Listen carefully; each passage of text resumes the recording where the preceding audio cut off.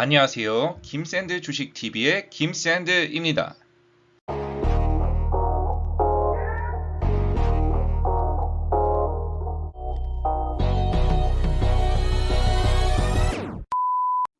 여러분, 시청하시기 전에 품질을 1080으로 반드시 설정하신 뒤 시청해 주시길 바랍니다. 그럼 지금부터 LNF 종목 분석 1편 시작하겠습니다. 적정 주가를 구하기 위해서는 예상 ROE를 구해야 합니다. 총 자본금, 시가총액, 주식수는 제가 작성해 놓았습니다. LNF의 차트입니다. 이 회사의 적정 주가는 얼마일까요? 적정 주가 영상 보시고 직접 구해보시길 바라겠습니다. 항상 코인테크도 보셨지만 종목 분석 1편은 다소 지루할 수 있습니다. 그러지만 긴 영상은 아니기 때문에 끝까지 봐주시고요. 2편까지 보시게 되면 이제 이 회사의 적정 주가를 구하고 본인의 판단이 분명히 설 거라고 확신합니다. 먼저 이 회사의 연결 회사만 보더라도 어떻게 돼 있나요? 2차 전지용 양극 활 물질 생산, 양극재 회사죠. 주요 사업 내용 보셔도 당사는 2차 전지 양극 활 물질을 제조 판매하고 있다. 그리고 신용 등급은 BBB 플러스. 그 다음 어떤 슬라이드가 나올까요? 그렇죠. 항상 확인하라 했죠. 제가 주권 상장 코스닥, 특례 상장에는 해당 없음입니다. 먼저 회사는 2000년에 설립되었다고 합니다. 2차 전지 양극 활 물질을 생산 판매하고 있다. 2019년 7월에 대구에 국가 산단의 구지 공장을 준공하였다. 어떤 뜻이죠? 이 회사의 매출이 증가할 만한 요소가 있었다. 그래서 공장을 준공했나 보구나. 일단 여기까지 봤을 때는 이 정도 예상을 하고 가보는 겁니다. 확실한 사항은 뒤에 가봐야 되겠죠? 세로닉스가 최대 주주입니다. 이게 세로닉스 회사도 현재 상장되어 있는 회사죠. 전환사채 발행 현황이 있네요. 19년 7월 29일에 했고요. 단기했네요. 전환 청구 가능 기간이 이제 20년 7월 31일부터입니다. 그런데 이 권면 총액이 50억밖에 안 돼요. 그래서 전환가액은 22,563원, 전환 가능 주식수는 22만 주입니다.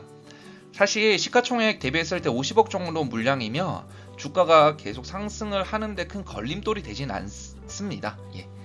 그런데 전환 청구 가능 기간이 7월 31일이 풀리게 되면 요때 잠깐 매도 물량이 나오면 조정을 잠시 받을 수는 있습니다. 왜냐하면 전환가액이 22,563원이기 때문에 사실 전환 청구 가능 기간으로 풀리자 말자 매도를 해도 차익 실현을 할 수 있기 때문에 이 기간에 잠시 조정이 있을 수는 있지 않을까 싶습니다. 그 다음 주요 제품 서비스인데요. 이거 보셔도 구체적 용도 2차 전지용 양극활 물질이 매출의 100%입니다. 2차 전지 개발해서 진출하려는 회사가 아니고요. 원래 2차 전지 양극재 회사입니다. 이렇게 체크. 제가 경쟁 요소 잠시 들고 왔는데요. 소재의 국산화와 기술 자립도 확보가 제일 중요한 관건이라고 합니다. 니켈 복합계 양산 기술 개발에 쉽게 니켈 복합계 까먹었습니다. 양극재. 니켈 복합계 양극재를 만드나 봅니다.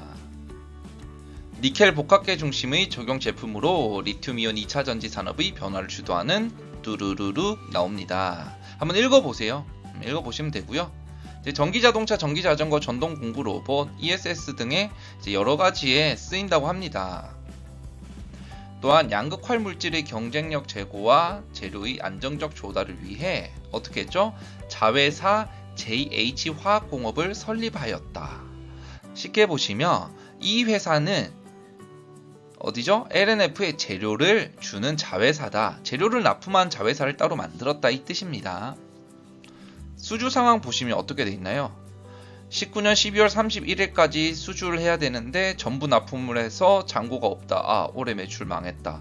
이렇게 보시면 안 되고요. 사실 장비나 건설 쪽은 잔고가 있어서 이렇게 계속 잔고를 쌓아두는데 이런 소재 쪽 제품을 만드는 회사들은요, 이 잔고가 없을 가능성이 되게 많습니다. 사실 LNF 작년 사업 보고서 보셔도 수주 잔고는 제로입니다. 그러니까 참고하시라고 한번 제가 넣어놨습니다. 만약 궁금하시면 IR 주식 담당자분한테 직접 전화하셔서 물어보시는 게 가장 정확하겠죠. 설비에 관한 사항입니다. 진행 중인 투자가 있죠. 투자 기간 단기 10월 31일 공장 신축 및 시장 증설 투자액. 이걸 칸을 좀 잘 만들면 좋은데 이 IR 담당자분들이 이렇게 좀 보기가 좀 뭐하게 이렇게 하네요. 저번에도 그렇고 얼마죠? 848억입니다. 투자액이요. 그 다음 이제 20년 6월 30일까지 또 하네요. 2차전지 양극화할 물질 수요 대응을 위해 캐파를 또 증설합니다. 700억. 지금 여기는 작년은 끝났죠. 기투자 다 했고요. 이제 단기가 아니라요. 죄송합니다. 이제 올해 6월 30일까지 캐파 증설하는 거는 700억 이제 투자를 합니다. 매출에 관한 사항입니다. 어떻죠? 수출 줄어들었습니다. 국내도 줄어들었습니다. 근데 여기서 좀 보셔야 될 게 어차피 매출에 관한 내용은 밑에도 나오니까요. 이게 수출이 물량이 되게 많아요. 국내보다. 맞죠? 왜 그럴까요? 궁금하네요. 연구개발 비용입니다. 보시면 연구개발 비용이 갈수록 증가합니다. 이게 원 단위거든요. 그러니까 단기 2019년에 연구개발을 114억 썼습니다. 이건 이제 뭐 여기 적혀있죠. 기타나 인건비 원재료 다 합쳐서 114억을 연구 투자를 했고요. 이게 매출액 대비해서 3.6%의 연구개발비면 그렇게 높은 건 아니지만 그래도 낮은 건 아니에요. 이거 3% 이상이면 꽤 많습니다. 네, 이전에 제가 웃으면서 넘어가고 했던 거는요. 2편까지 보시면 전부 이해하실 수 있도록 제가 세팅을 해놨고요. 이걸 하나하나 설명하면서 가면 영상이 너무 길어져서 여러분들 지루하실까봐 제가 웃으면서 넘어갔습니다. 끝까지 보시고 2편까지 보시면 다 이해할 수 있습니다. 연결 재무상태표입니다. 매출 채권이 늘어나고 있습니다. 사실 매출이 증가하면 채권도 늘어나게 되어 있습니다. 재고도 증가한다. 매출이 늘어나면 당연히 그에 따른 물량 확보가 있어야 되기 때문에 재고도 증가한다. 유형자산도 증가한다. 왜? 매출이 늘어나니까 공장을 캐파를 증설하고 이런 투자, 시설, 설비, 기계장치 같은 이 유형자산들을 많이 확보하기 때문에 늘어나게 되는 거죠. 근데 문제는요. 매출이 줄어들면서 이러면 좀 합니다. 제 입장에선요. 포괄손익계산서입니다. 3년이죠. 19년 단기, 정기, 전정기. 매출이 줄어들었습니다. 원가도 줄어들었습니다. 매출이 줄어드니까 매출에 들어가는 매출 원가들 있죠. 뭐 재료비, 공장 인건비 이런 게 줄어드는 건 당연하죠. 그리고 판관비는 조금 증가했네요. 영업이익은 당연히 적자가 났습니다. 근데 우리가 아까 살펴봤는데 재고도 늘고 채권도 늘고 하는데 이 매출이 감소한다. 그리고 공장 캐파도 막 증설하는데 매출이 감소했다. 이게 코땡땡 바이러스는 올해거든요. 사실 19년은 크게 상관이 없긴 하지만 줄어드는 게 조금은 좀 의심스럽습니다. 현재는. 그래서 제가 10억 기준으로 죄송합니다. 100억 기준으로 봤습니다. 100억 기준으로요. 이 매출 100억을 내는데 이 회사는 매출 원가가 원래 17년에 88억 들었어요. 그러니까 100억 매출을 팔면 88억이 매출 원가예요. 원가. 거기에 이제 뭐 영업사원이랑 마케팅 직원들 비용 여러가지 판매 관리비 3.8억을 빼면 100억을 팔면 7.2억 남습니다. 이게 17년이었어요. 그다음 1년이 지난 18년에는요 100억을 내는데 원가가 90%입니다. 판관비 4.2억이에요. 그래서 영업이익이 5.3억입니다. 쉽게 말해서 100억 팔면 5.3억의 이익이다. 근데 이게 좀 많이 낮아요. 순이익이 아니라 이익이잖아요. 이거 법인세를 빼지 않은 이 순이익이 5.3%면 좀 많이 낮습니다. 정말. 그 19년에는 100억을 매출하잖아요. 그 원가가 95억이에요. 그럼 100억을 매출하면 95억이 원가예요. 그럼 5억 남죠. 근데 그 5억 중에 판매 관리비로 7.2억이 나가요. 그럼 적자 나버린 겁니다. 근데 이게 갈수록 계속 원가 높아지고 판관비가 늘어나고 있네요. 애매합니다. 그래서 이렇게 보시면 여러분들이 그래 매출 줄어들어서 원가 줄어들었구나 하는데 100억 기준으로 보시면 눈에 딱 들어옵니다. 제가 100억으로 딱 계산한 거고요. 좀 애매합니다. 죄송합니다. 연결 현금 흐름표입니다. 이게 제가 상당히 중요시 여기는 부분인데요. 보시면 어떻게 돼 있죠? 이게 매출이 발생돼서 영업이익이 나면 회사로 돈이 들어올 거 아닙니까? 2017년에는 돈이 들어왔습니다. 65억. 근데 2018년, 19년에는요. 회사로 돈이 한 푼도 안 들어온 거예요. 이게 19년은 적자여서 그렇다 치고 18년은 흑자인데도 안 들어왔다. 이게 채권 때문일 수도 있고요. 좀 살펴봐야 됩니다. 제가 별도는 그 1편 끝이랑 2편에서 다룰 테니까요. 좀 애매합니다. 이자 비용 40억, 42억이죠. 이자가 작은 게 아니에요. 이 회사 매출 원가가 높죠. 100억 팔면 얼마 남는다 했죠? 뭐 한 5억 이렇게 남는데, 그럼 1000억 팔면 50억. 그럼 1000억의 매출이면 이자 내면 8억 남는 거예요. 이 회사의 영업이익률에 비해서는 이자가 좀 많지 않나 싶습니다. 그 다음 채권입니다. 채권이 관로가 없으면 감소고요. 관로가 안에 숫자가 있으면 증가입니다. 가면 갈수록 감소는 안 해요. 계속 증가합니다. 매출 채권이 쭉 증가합니다. 이게 매출이 감소했는데도 채권이 증가했기 때문에 뭐지 좀 싶은 생각이 들긴 합니다. 그런데 이 채권을 받을 수 있는 회사가 정말 우량한 기업이다. 뭐 우리나라 대기업들 있죠? 뭐 삼성, LG, SK, 현대 이런 엄청 대기업들과 거래를 하면 사실 이 채권을 받지 않을 가능성은 적습니다. 그런데 하죠. 합니다. 그냥 아직은. 재고자산 또 증가했죠.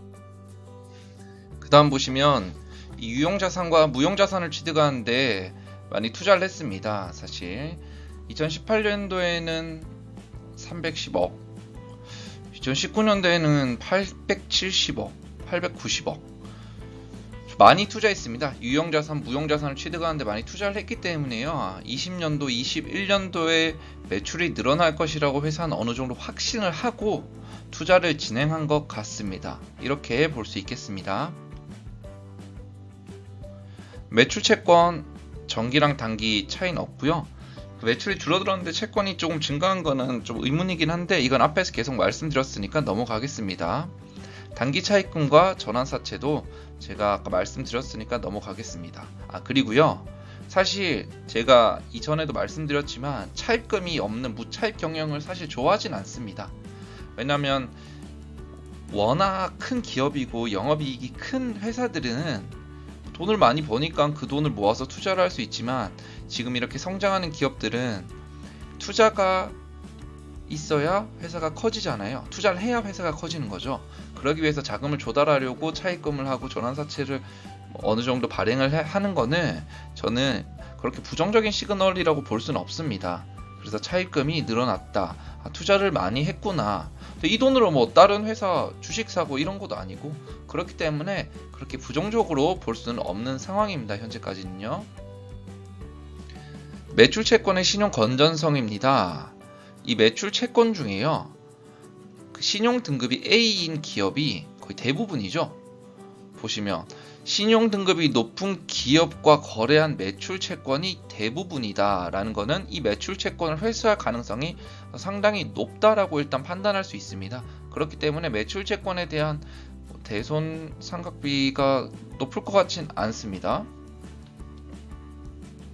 원재료 장부 구매, 원재료가 증가했죠. 원재료를 많이 샀다는 거예요. 그래서 재고자산이 많이 쌓여있다.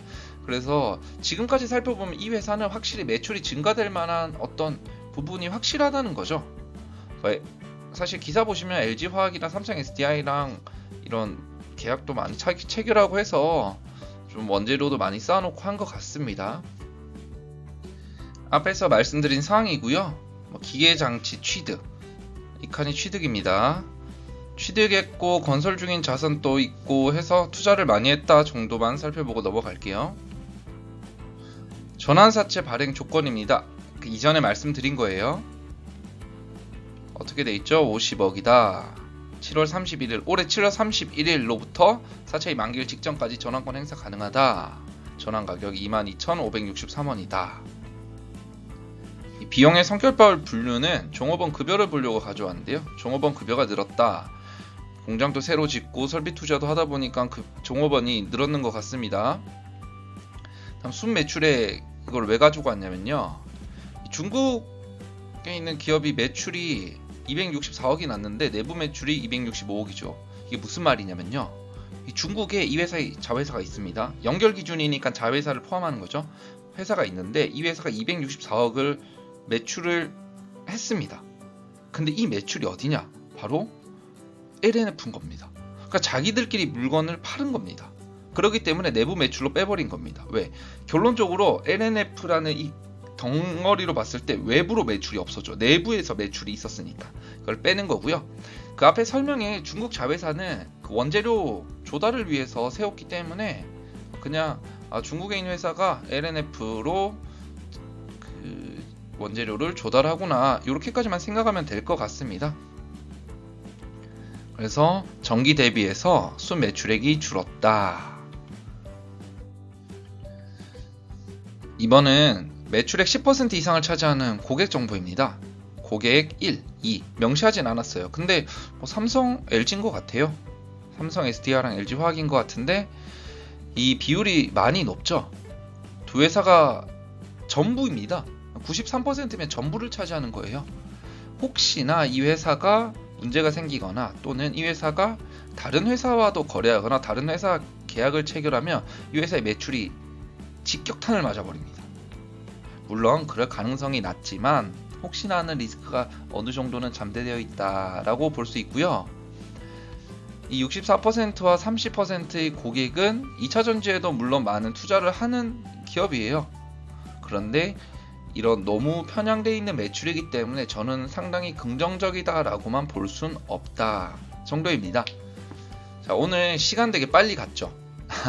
한 2번 정도 보시면 이제 흐름을 대충 파악하실 수 있을 것 같고요. 이제 2편에서는요.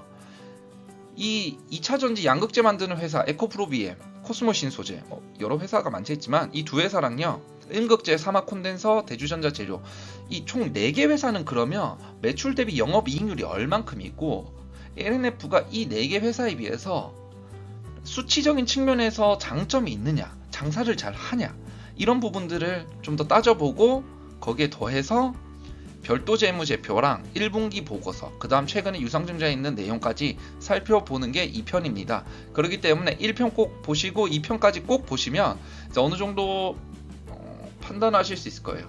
결정적으로 제가 생각하는 이 회사의 적정 주가 그 다음 이 회사는 제 생각에 이 정도 가격이면 매수할 것 같아 라는 그런 기준을 말씀드리겠습니다. 다음 시간에는 두 번째 분석으로 찾아뵙겠습니다. 좋아요와 구독 부탁드리겠습니다.